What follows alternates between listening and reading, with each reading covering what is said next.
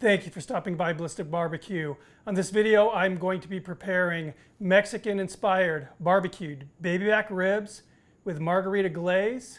We're going to be doing it on the Weber Kettle, equipped with the Rib-O-Lator. Let's get going. All right, the first thing we're going to start out with is the rub. We're going to kick it off with a 1/4 cup kosher salt, 2 tablespoons smoked paprika, 2 teaspoons black pepper, 3 teaspoons onion powder, and that is the powder, not the salt, 3 teaspoons dried Mexican oregano, 3 teaspoons cumin, 2 teaspoons garlic powder, 2 teaspoons Ancho chili powder. All right, if I were to simply just mix this up now, what I would have is a real basic adobo seasoning, but again, this is Mexican inspired. So we need to add a little barbecue twist to this, and I'm going to add 1 cup of light brown sugar. Now we'll get it mixed up. All right, that looks good. Now let's season those ribs. All right, I have here 3 gorgeous racks of babyback ribs. Now I'm actually doing 4 on this cook, but the 4th rack is going to be for my son. He's not going to eat all of it, but I'm cooking it for him. He just wants more of a traditional barbecue on that, so that's what we're going to do. First thing I'm going to do here is apply some peanut oil, and you can use whatever oil you want. We're cooking low and slow, so you don't really have to worry too much about that smoking point. And I don't think I mentioned it, but the oil is just basically to help this rub adhere to the meat. Now let's get that rub applied.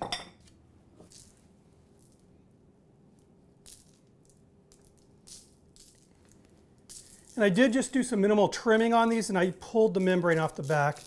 I am a believer in pulling the membranes off. I know some people don't, but that's cool. I just think you get a lot better penetration of the flavors when you remove that membrane.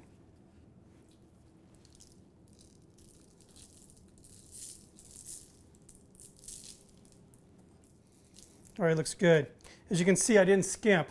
I got all these little crevices here. I got all the edges of the bone really well. What I'm going to do now is just let this kind of sweat through the rub. Got the Weber preheating. I'll meet you outside. All right, I have the Weber Kettle preheated to 250 degrees. I'm burning just a little bit of mesquite lump, and I have a little mesquite wood chunk in there as well. As you can see, I have the rotisserie ring on here. Guys, if you own a Weber, you owe it to yourself to get a rotisserie ring. It makes this so versatile. Now let's show you the Rib-O-Lator. It's basically a Ferris wheel for goodness. I mean, this thing is cool. Now, I had the rotisserie motor on while I was preheating just because I didn't want to really superheat any one of these individual shelves. So let's turn this off. Okay, first thing we're going to do is put my son's rack on here.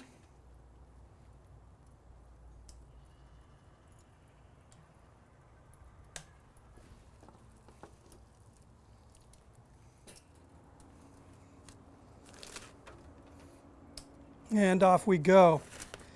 So as I said, I have just a very small amount of lump in here. Now the nice thing about this setup is I can actually reach my hand in here and add more wood, and that's what I plan on doing. I'd rather err on the low side than the high side when it comes to the charcoal. But as far as the amount, I probably have 3/4 of a pound, maybe about a 1/4 of one of those Weber chimneys probably, and then 2 chunks of wood. So let's get the lid on. All right, I have that lump charcoal and those chunks of wood on this side of the kettle. I want to put the vent on the opposite side. I want there to be a convection inside of this kettle right now to cook these ribs very evenly. Now, as far as my dampers, I have the top set halfway open and the bottom set halfway open. And again, I'm just monitoring this thermometer here. I want to keep it between 225 and 250. Now, after this first hour, I'm going to start spritzing these things down. And what I'm using for this particular cook is a mixture. I have some very, very light orange soda with a little bit of apple cider vinegar and just a little bit of olive oil mixed in there. And I'm going to spray that after the first hour, and then I'm going to continue spritzing it down every 30 minutes. I'm guessing this is probably going to take between 3 to 4 hours to cook these ribs. See you in a bit. All right, now it's time to make that Margarita-inspired glaze. And I actually came up with this while I was sitting in a Mexican restaurant with my wife, sipping a margarita. So I have here 1.5 cups of tequila. I don't have my pan really hot yet. because I don't want this to flambe. If that does happen to you, however, don't panic. Just put the lid on. Everybody will be all right. I have here 1/2 cup of agave nectar. This is 1/4 cup of fresh squeezed lime juice. This is 1/2 cup of triple sec. This is an orange liqueur. Now again, Margarita inspired. So I'm adding brown sugar. This is a barbecue sauce. I have here about 1/4 cup of brown sugar, about 1 tablespoon of Chipotle sauce, 1 tablespoon of pickling spice, and I love this stuff. I use it all the time. Ask Chris over at Mother's Barbecue. And this is basically coriander. It's whole coriander. It's got mustard seeds. It's got allspice. It's got clove, bay leaf, crushed red pepper. It's got everything, and it's killer. Put it in here, and it will soften up amazingly by the time this is done. You'll actually be able to eat pretty much everything in here. All right, now I have the heat up, and I want to bring this up to a boil. What I want to do is reduce this down to a glazed consistency. I'm going to allow it to cool, and then right before I put this on the ribs, I'm going to hit it with just a little fresh lime zest and a little fresh orange zest. All right, we are at 3 hours now. Again, after that first hour, I started spritzing these things down with that mixture I told you about every 30 minutes. They smell amazing, and they're looking really good. It's time to hit them with that glaze now. Just look at this.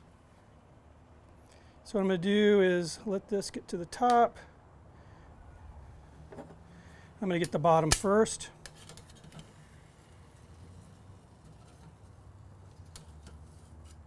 This glaze, look at that. It's just amazing.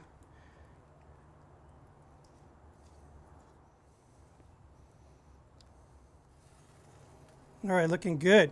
I'm going to continue glazing these ribs. When I'm done, I'm going to go ahead and put the lid on, and I'm going to let this set up probably another hour, 45 minutes or so. I'll be seeing you in a bit.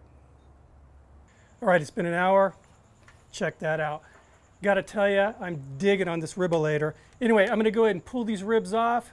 We'll tint them with foil, let them set a little bit, then we're going to try them out. Meet you in the house. All right, and here we are. The ribs have rested just a little bit. I cannot wait to try this out. It smells incredible.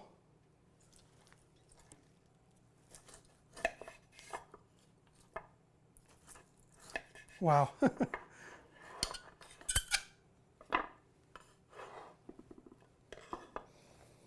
A decent smoke ring there. Very, very juicy.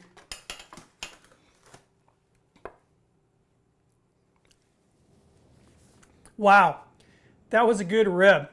It was actually surprisingly savory. I mean, there was the right amount of heat just kind of hitting the back of the throat, a little bit of sweetness, but just these savory notes were going crazy. I mean, it was good. It was a nice change from the norm when it comes to pork ribs. But anyway, guys, I hope you check out the Rib-O-Lator. That thing was cool. It's totally changing my whole mindset when it comes to what I'm going to do with my Weber. I mean, the wheels are turning. I have a link down below if you want to check it out. Please do. Anyway, guys, see you on the next video. Gonna have a margarita now. Cheers.